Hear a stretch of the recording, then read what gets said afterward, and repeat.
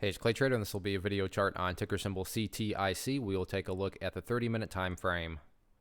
Real quick, what do I mean by 30-minute in case maybe you're new to charts? Instead of each one of these candlesticks here representing 1 day's worth of price action, which is what you would normally see, each one represents 30 minutes. So while this may look like several days worth of time right there, it's actually just today's price action broken down into 30-minute time slices. I like to this time frame. I think it does a good job of telling the quote-unquote story of the price, and then makes mapping out levels of support and resistance very straightforward.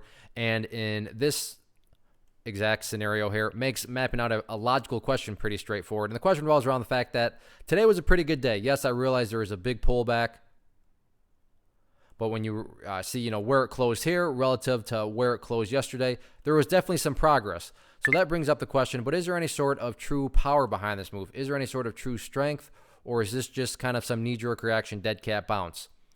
Well, what I like about charts is it makes answering that question very straightforward. And in my opinion, it all revolves around a single point, and I'll explain.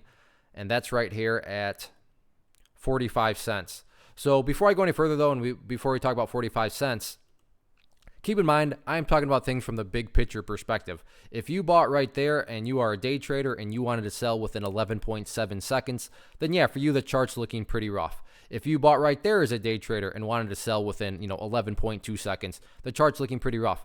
But again, if you care about the big picture perspective, then this is where I say, that the bulls still have a chance to make progress. And that's where it all revolves around 45 cents. Because when you stop and think about it, what do truly strong moves do?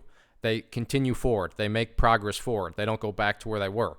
I'm assuming you're saying, hey, thanks, Captain Obvious. Of course, if a price movement is truly strong, it's not going to go back to where it was. So with that in mind, think about that 45 cent level. Any sort of closes below it, or worse yet, if the price separates to the downside, what is that doing to the price? That's putting the price right back inside where it already was, going backwards, not a sign of strength. Whereas let's say the price heads down here and bounces around and then heads back up like it actually has already done once. So nice little sign of strength there.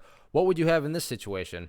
Well, you'd have a set of lows right here. You'd have this set of lows right here. You'd have this set of lows down there. And if you picture each one of those as stair steps, well, hey, the stair steps are still progressing in the upwards direction.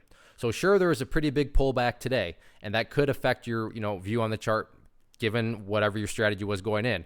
But for those of you that care about the overall story, the big picture of things, the bottom line is the bulls still have a chance to build a higher base and therefore continue on with the uptrend. So we'll see if they can do it or not. One of the most popular questions I get is, hey, Clay, how do you find the stocks that you trade? So what I've done is put together this free resource guide where I talk about the tools that I use to locate stocks that I find interested in and think may have potential. So if that sounds like something that could add value to you as a trader, then by all means, click right there to get access to the guide. The guide itself is very short and to the point.